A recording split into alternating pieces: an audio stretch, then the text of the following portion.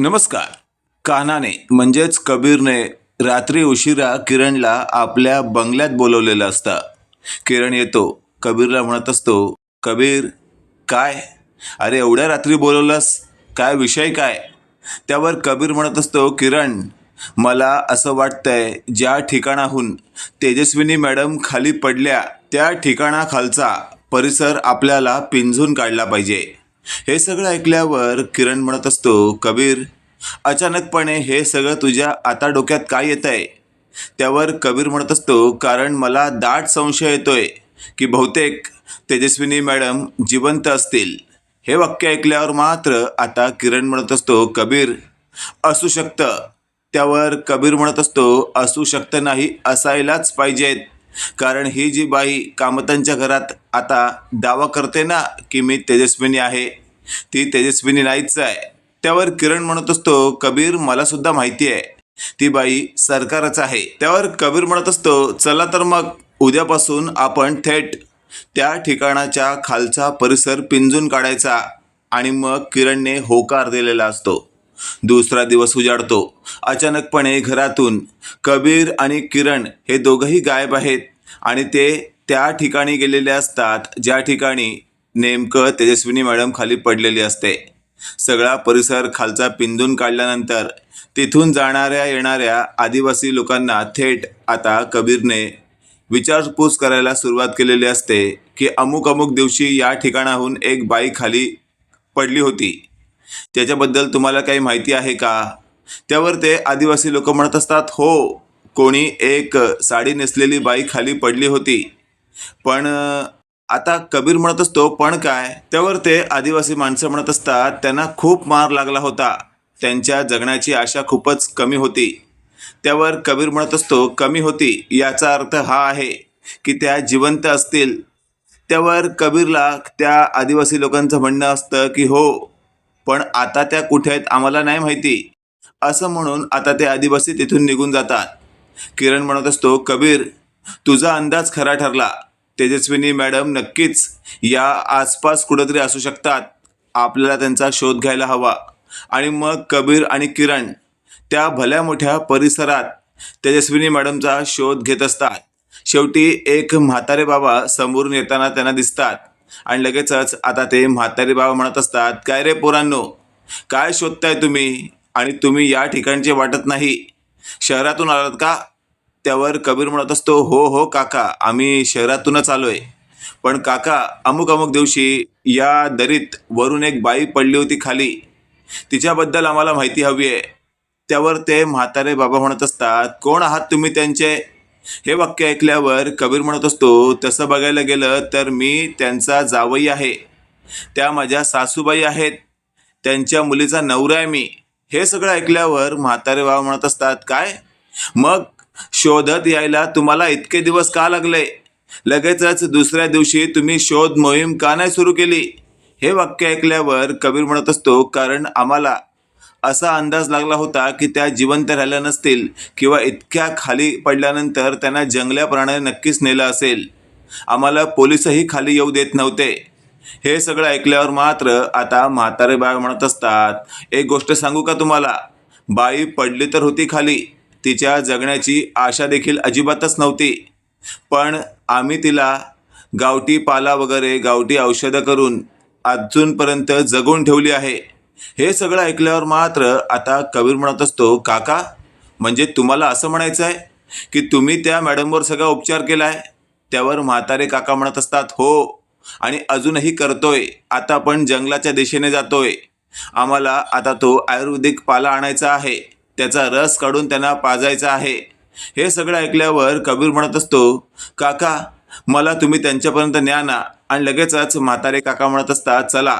आणि थेट म्हाताऱ्या काकांनी आता त्या कबीर आणि किरणला जवळच्याच रस्त्यातून आतमध्ये नेलेलं असतं, जिथे त्यांची झोपडी असते. त्याच्यामध्ये तेजस्वी मॅडमना झोपवण्यात आलेलं असतं आणि त्यांच्यावर त्या म्हाताऱ्या काकांची बायको तेजस्विनी मॅडमच्या हातापायाला तो आयुर्वेदिक पाला चोळत असते.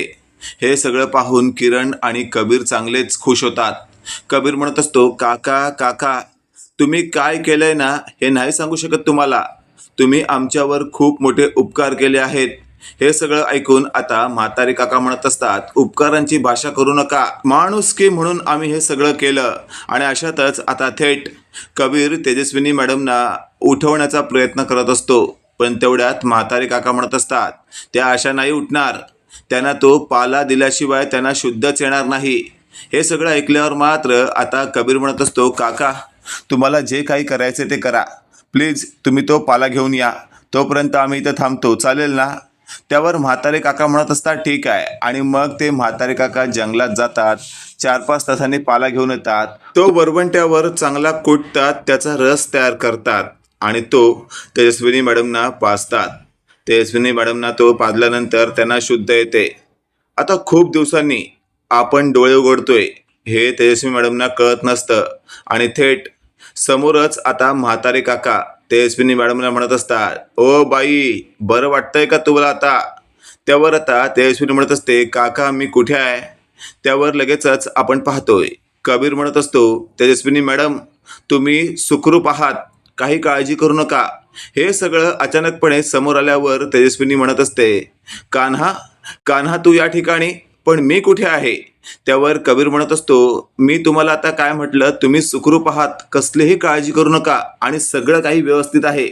त्या दिवशी कड्यावरनं तुम्ही जेव्हा खाली पडलात ना, त्यानंतर तुम्हाला थोडंफार लागलं होतं. याच काका काकूंनी तुमच्यावर आयुर्वेदिक पद्धतीने उपचार केले आणि तुमचा प्राण वाचवलाय. हे सगळं ऐकल्यावर तेजस्विनी आता त्यांचे मनपूर्वक आभार मानत असते आणि लगेचच तेजस्विनी म्हणत असते, कान्हा कान्हा माझी सखी कुठे आहे आणि कशी आहे ती? त्यावर कबीर म्हणत असतो, तेजस्विनी मॅडम अहो कशाला काळजी करताय?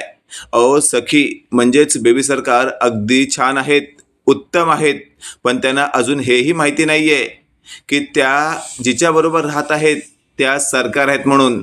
हे वाक्य ऐकल्यावर आता तेजस्विनीला खूप चिंता वाटू लागते. कान्हा म्हणत असतो, आता मला असं वाटतंय तेजस्विनी मॅडम तुम्हाला आता थेट इथून लवकरात लवकर निघायला हवं. त्याच वेळेला ते म्हातारे काका म्हणत असतात, हो तुम्ही आता त्यांना नेऊ शकता, कारण त्यांच्या प्रकृतीमध्ये आता चांगली सुधारणा झाली आहे. आणि मग कबीर आणि किरणने तेजस्विनी मॅडमना त्या ठिकाणाहून म्हाताऱ्या काकांनी सांगितलेल्या शॉर्टकट रस्त्याने बाहेर रस्त्यापर्यंत आणलेलं असतं आणि तिथून आपल्या गाडीत भरून थेट आपल्या जवळच्याच एका डॉक्टरकडे नेलेलं असतं, जिथे तेजस्विनी मॅडमवर लवकरच सगळे बाकीचे उपचार केले गेलेले असतात. आणि मग शेवटी कबीर आणि किरण तेजस्विनी मॅडमना एक प्लॅन सांगतात की या प्लॅननुसार तुम्हाला काम करायचं आहे. तेजस्विनी म्हणत असते, काय प्लॅन आहे? त्यावर कबीर म्हणत असतो, सरकार बेडरूममध्ये झोपलेली असताना तुम्हाला तिच्या बेडरूममध्ये जाऊन तिला घाबरवायचं आहे.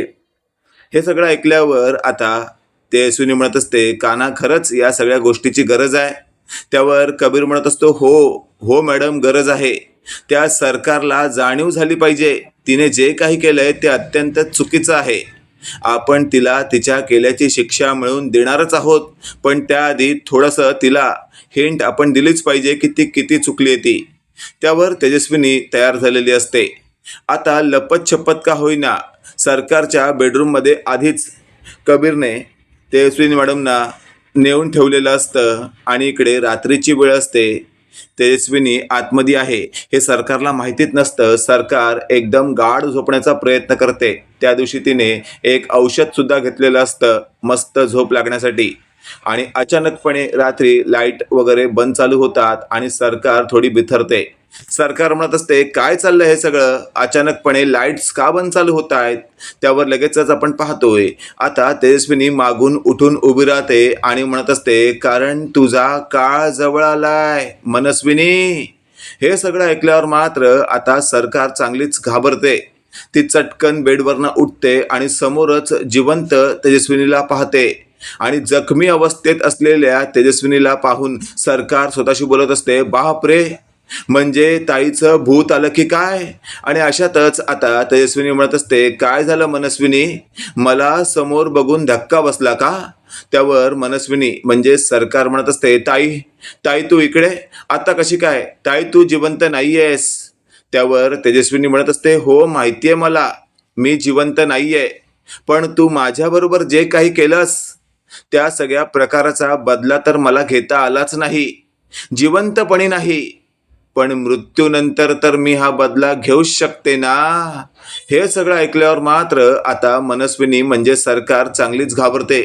तिने आपलं असलेलं ब्लँकेट आपल्या भोवती चांगलंच गुंडाळून घेतलेलं असतं आणि ती म्हणत असते, ताई प्लीज जा तू इथून, इथे नको थांबूस तू.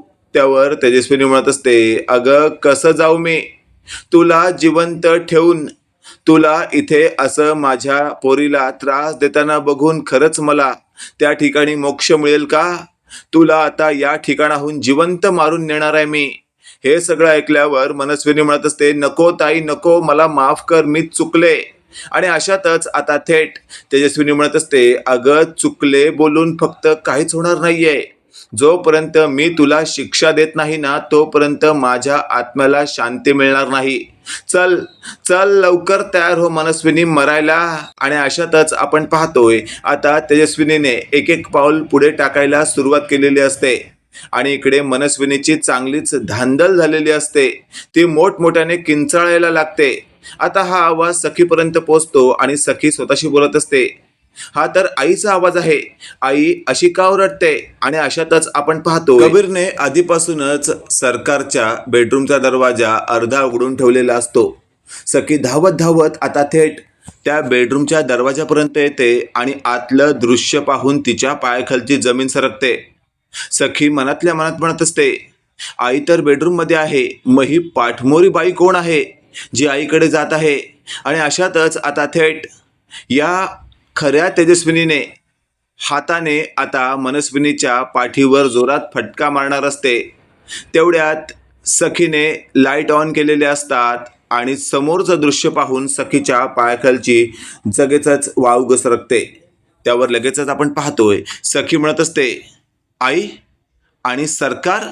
त्यावर लगेचच आपण पाहतोय आता बाजूला कोपऱ्यात असलेला कबीर उठतो आणि म्हणत असतो, हो बेबी सरकार, हेच तर मला तुम्हाला सांगायचं होतं. तेवढ्यात सखी म्हणत असते, कबीर तू सुद्धा या बेडरूम मध्ये.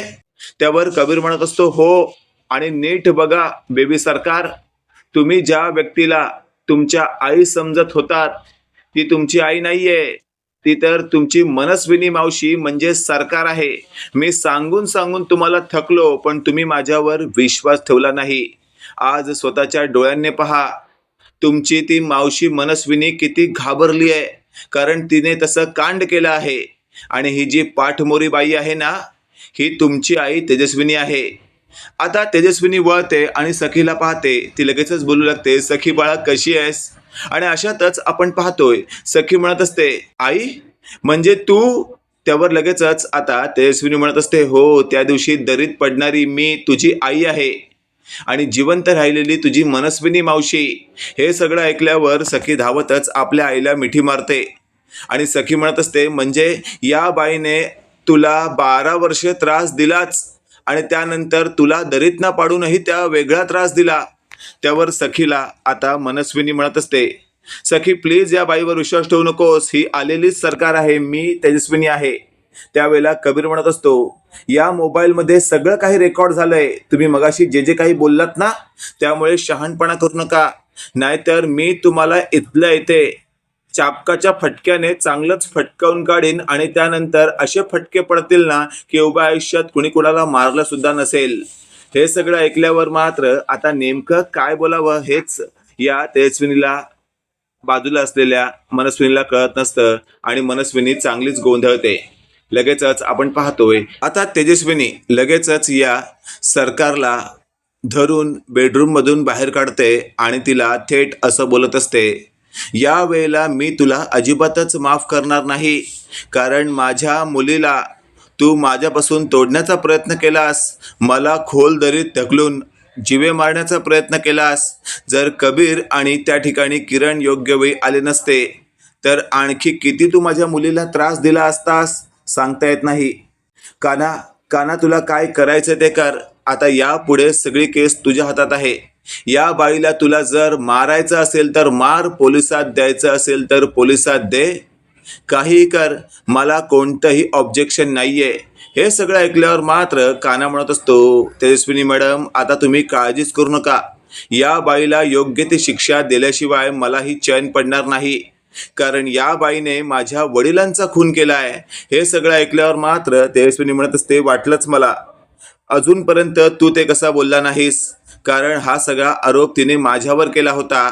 त्यावर कान्हा म्हणत असतो, कारण या बाईने माझ्या वडिलांना मारताना मी स्वतः पाहिलंय, पण त्यावेळी मी लहान असल्यामुळे मला काहीच करता आलं नाही. पण लहानपणापासून ती चीड, ती बदल्याची आग माझ्या मनात धगधगत होती आणि शेवटी ती मी आज पूर्ण करतोय. ए मनस्विनी, चल लवकर मरायला तयार हो. हे सगळं वाक्य ऐकल्यावर आता मनस्विनी म्हणत असते, ए कान्हा, कान्हा तुला वेड लागलंय का? कान्हा मारू नको मला. त्यावर कान्हा म्हणत असतो, मारू नको? माझ्या वडिलांना मारताना जराही विचार केला नाहीस आणि आता मी तुला मारलंही नाहीये, मारण्याचा फक्त प्रयत्न करणार आहे, तर इतकी भीती वाटते तुला? ए मनस्विनी, तुला मारावंच लागेल. असं तसं आता कान्हा म्हणत असतो आणि मनस्विनीची जी काही धावपळ झालेली असते ती अगदी बघण्यासारखी असते. तेजस्विनी समोर हात जोडून उभी राहिलेली मनस्विनी म्हणत असते, मला एक वेळ माफ कर ताई, या सगळ्यातून सोडव. मी खरंच सांगते, यापुढे मी तुम्हा लोकांच्या आयुष्यात अजिबात येणार नाही. दूर निघून जाईन, खूप दूर निघून जाईन. त्यावर लगेचच कान्हा म्हणत असतो, एक वेळ तेजस्विनी मॅडम तुम्हाला माफ करतील, पण त्यांचा जावई म्हणजेच कान्हा हा तुम्हाला कसं काय माफ करेल?